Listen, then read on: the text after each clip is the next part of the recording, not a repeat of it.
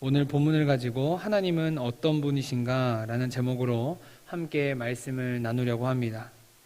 오늘 우리가 읽은 본문 이사야 27장은 이사야 24장부터 이어지는 이사야 묵시록으로 불리는 본문입니다. 그 중에서도 오늘 우리가 읽은 이사야 27장은 그 묵시록의 하이라이트라고 말할 수 있습니다. 묵시록이란 하나님께서 하나님의 부르심을 입은 성도들에게 지금 당장 겪고 있는 그 고난이 끝날 터이니 참고 기다리라고 권면하는 내용을 주로 삼고 있습니다. 그래서 하나님께서는 성도에게 그 고난 가운데 하나님만을 굳게 믿고 의지할 것을 요구하고 계십니다. 다시 말해 모든 상황과 환경은 하나님의 통치하심 아래, 하나님의 주권 아래 있음을 묵시록을 통해 하나님께서는 우리에게 말씀하고 계시는 것입니다. 그래서 오늘 본문은 그날에라는 단어로 시작합니다. 여기서 말하는 그날이란 하나님께서 심판하시는 날, 하나님께서 일하시는 날을 그날이라고 표현하고 있습니다. 그리고 하나님께서는 그날에 우리의 삶이 어떤 변화를 겪게 되는지, 우리의 삶 가운데 어떤 변화가 나타나는지에 대해서 말씀하고 계십니다. 그 중에서도 오늘 우리가 읽은 이사야 27장 2절부터 6절까지의 말씀을 통해 우리 가운데 일하시는 하나님은 어떤 분이신지에 대해 우리 살펴보려고 합니다. 그리고 나아가 우리가 그런 하나님을 믿고 의지할 때 우리 삶 가운데 우리의 삶은 어떤 삶을 살게 되는지 그 이야기를 중점적으로 알아보고자 합니다. 먼저 하나님께서는 3절에서 자신을 주인이라고 말씀하고 계십니다. 3절에서 하나님은 자신을 포도원직이라고 언급하시면서 자신은 포도를 잘 자라도록 가꾸는 사람이라고 말씀하고 계십니다. 사랑하는 여러분, 사실 이 포도원에 대한 내용은 우리가 예전에 살펴보았던 이사야 5장에 나타난 내용과 매우 유사합니다. 그런데 하나님께서는 이사야 5장에서 하나님께서 찾으시는 그 열매를 맺지 못하는 그 땅을 심판하시겠다라고 말씀하셨습니다. 그런데 오늘 우리가 읽은 본문에서는 하나님을 의지하는 백성이 있는 그 땅은 포도원에 포도가 열매 맺는 것처럼 하나님께서 지키시고 보호하신다라고 약속의 내용을 우리에게 말씀하고 계십니다. 그래서 3절에서 하나님은 때때로 물을 주며 밤낮으로 간수하여 아무도 이를 해치지 못하게 하리로다라고 말씀하시면서 내가 너희를 보호할 것이다 라고 우리에게 약속하시는 내용을 언급하고 계십니다. 여러분, 왜 그렇게 말씀하고 계실까요? 그것은 바로 하나님께서 우리의 주인이시기 때문입니다. 사랑하는 여러분, 주인의 관심과 시선은 언제나 자신의 밭에 있습니다. 자신이 가꾸는 그 밭에 자신의 시선, 주인의 시선과 관심이 온전히 쏠린다는 것입니다. 포도나무가 상하지는 않았는지, 물이 적당한지, 병충해는 없는지 모든 관심이 주인의 시선이 향한다는 것입니다. 심지어는 외출을 하거나 어디 다른 곳에 출퇴했을 때도 주인의 마음 한쪽 구석에는 계속해서 포도원에 대한 내용, 포도에 대한 생각이 떠나지 않는다고 하는 것입니다. 왜냐하면 그래야지만 히브리서 4장 16절의 말씀처럼 때에 맞는 은혜를 줄 수 있기 때문입니다.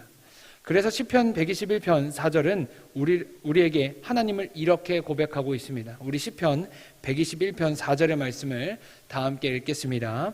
시작. 이스라엘을 지키시는 이는 졸지도 아니하시고 주무시지도 아니하시리로다. 아멘. 사랑하는 여러분, 우리 하나님은 자신의 백성을 결단코 외면해 두시며 내버려 두시는 분이 아니십니다. 우리의 모든 상황과 환경을 주관하는 분이 우리의 하나님이시며 우리에게 언제나 시선을 두시고 우리를 살피신다는 것입니다. 이스라엘 백성들은 이러한 경험을 40년이라는 기간 동안 광야 생활 속에서 철저하게 경험했습니다.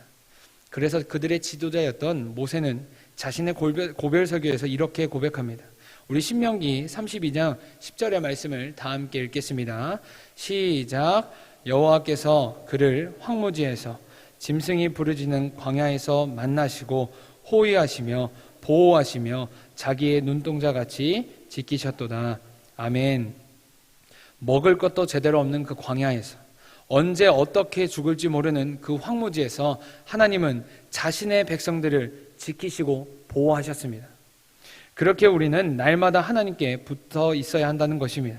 그래야 우리는 하나님의 도우심을 날마다 고백하며 경험할 수 있게 됩니다.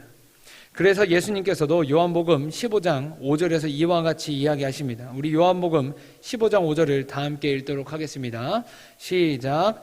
나는 포도나무요 너희는 가지나 그가 내 안에 내가 그 안에 거하면 사람이 열매를 많이 맺나니 나를 떠나서는 너희가 아무것도 할 수 없음이라.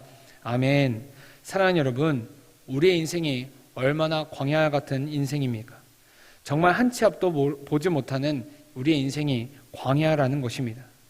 그런 우리에게 소망이 있음은 바로 우리 하나님께서 우리의 인생의 주인 되셔서 우리를 이끄신다는 것입니다. 그리고 그 하나님께서 때에 맞는 은혜를 우리에게 베풀어 주신다는 그 사실이 우리에게 큰 위로와 힘이 되는 줄 믿습니다. 그러므로 바라기는 우리 모두가 우리의 주인이고 우리를 돌보시는 하나님만을 붙잡아 하나님께서, 우리 주님께서 주시는 그 은혜를 날마다 경험하고 고백할 수 있길 간절히 바랍니다. 두 번째로 오늘 본문 4절은 하나님을 우리에게 승리를 주시는 분이라고 말하고 있습니다. 4절에서 하나님은 찔레와 가시를 내가 밟고 불사를 것이다 라고 말씀하고 계십니다. 여기서 찔레와 가시는 가시나무, 가시덤불을 이야기합니다. 여러분, 가시는 생육하지 못하게 만드는 장애물입니다. 그래서 마태복음 13장 7절에 나타난 바와 같이 우리가 가시떨기에 떨어진 그 씨앗을 뿌리게 되면 그 가시로 인해 생명이 제대로 자라지 못하는 모습을 보이게 됩니다. 이처럼 가시덤불은 생명이 자라지 못하게 만드는 장애물이라는 것입니다. 그런데 성경은 가시덤불을 단순히 우리의 외적인 성장만을 막는 장애물로 표현하고 있지 않습니다. 성경에서는 우리의 신앙 가운데서도 우리의 신앙이 온전히 자라지 못하게 만드는 가시덤불이 있다라고 말하고 있습니다. 그래서 우리 마음 가운데 그 장애물을 제거하지 못하면 우리의 신앙이 우리 세상 가운데 우리 신앙이 온전히 자라지 못하고 힘을 잃고 쓰러져 버릴 수밖에 없다라고 말하고 있습니다. 그래서 우리 마음 가운데 그 장애물을 제거해야 우리는 온전히 세워질 수 있다라고 성경은 이야기하고 있습니다.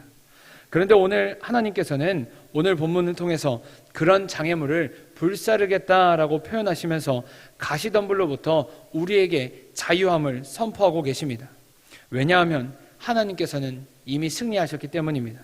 그래서 골로새서 2장 15절은 우리에게 이렇게 이야기합니다. 통치자들과 권세들을 무력하여 드러내어 구경거리로 삼으시고 십자가로 그들을 이기셨느니라. 아멘. 사랑하는 여러분, 그렇게 우리의 결론은 언제나 승리인 줄 믿습니다. 세상 가운데 우리를 하나님께 나아오지 못하게 만드는 그 세상의 유혹, 죄책감, 좌절감, 불의, 고통이 우리 가운데 얼마나 많습니까? 그러나 이미 우리 주님께서 승리하셨다는 것입니다. 십자가에서 이미 우리 모든 문제를 다 짊어지셨기 때문에, 다 이루셨기 때문에 우리의 결론은 언제나 승리라는 것입니다. 그렇게 우리는 날마다 승리를 선포해야 한다는 것입니다. 그러므로 사랑하는 여러분, 십자가의 능력이 있습니다. 오직 십자가만이 우리의 능력이 된다는 것입니다. 그래서 바울도 로마서 1장 16절에 이렇게 고백합니다. 내가 복음을 부끄러워하지 않으니 이 복음을 모든 믿는 자에게 구원을 주시는 하나님의 능력이 됨이라. 아멘. 이와 같이 바울도 고백하면서 십자가의 능력, 복음의 능력을 고백하면서 승리를 선포하고 있습니다. 우리나라에서 유명한 음악 감독 중에 김문정이라는 분이 계십니다. 아마 뮤지컬에 관심 있는 분이라면 다 알 수 있는 명성황후, 영웅, 모차르트와 같은 굉장한 유명한 작품을 많이 하신 분입니다. 그런데 이분이 어느 방송에서 나와서 이렇게 고백을 하셨습니다. 한때 공연을 준비하면서 수많은 사람을 만나다 보니까 체력적으로 굉장히 많이 다운됐다고 합니다. 그런데 그때 준비하는 공연도 굉장히 우울한 공연이다 보니까 자신도 모르게 우울감에 휩싸이게 되었다고 하셨습니다. 그래서 어려운 마음을 계속해서 가지고 있었는데 그때 하나님께 이렇게 기도를 드렸다고 합니다. 억눌려 있고 나를 둘러싼 우울감을 없애달라고 이렇게 기도를 했다고 합니다. 그리고 그때 공연이 시작됐는데 하나님께서 그때 그 안에 있던 우울한 마음을 자유함으로 바꾸시는 경험을 했다고 고백합니다. 그리고 그때 하나님은 우리의 시련과 어려움, 문제를 기쁨으로 승화시키고 감사를 고백할 수 있는 분이라고 느꼈다고 고백했습니다. 사랑하는 여러분, 현재 나를 억누르는 무언가가 있습니까?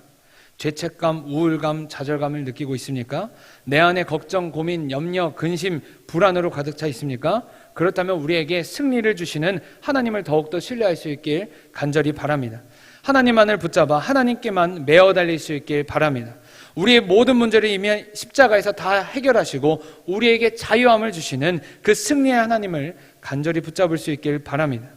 그래서 하나님께서는 마태복음 11장 28절에서 우리에게 이렇게 말씀하십니다. 수고하고 무거운 짐진 자들아 다 내게로 오라. 내가 너희를 쉬게 하리라. 아멘.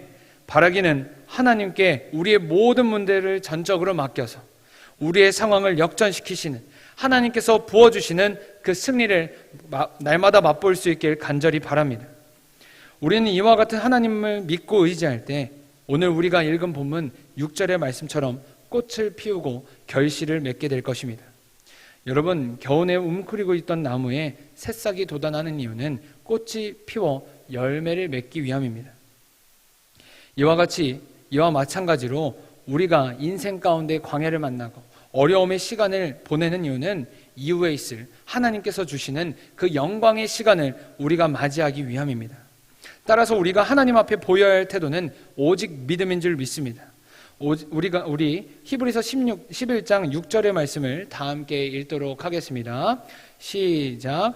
믿음이 없이는 하나님을 기쁘시게 하지 못하나니 하나님께 나아가는 자는 반드시 그가 계신 것과 또한 그가 자기를 찾는 자들에게는 상을 주신 이심을 믿어야 할지니라. 아멘.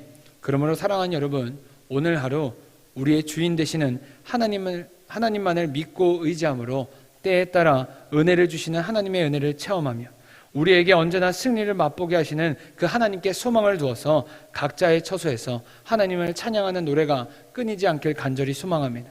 그리하여서 선하신 주님께서 우리를 가장 좋은 길로 인도하신다는 그 고백과 믿음이 우리 가운데 성취될 수 있길 간절히 소망합니다. 기도하시겠습니다.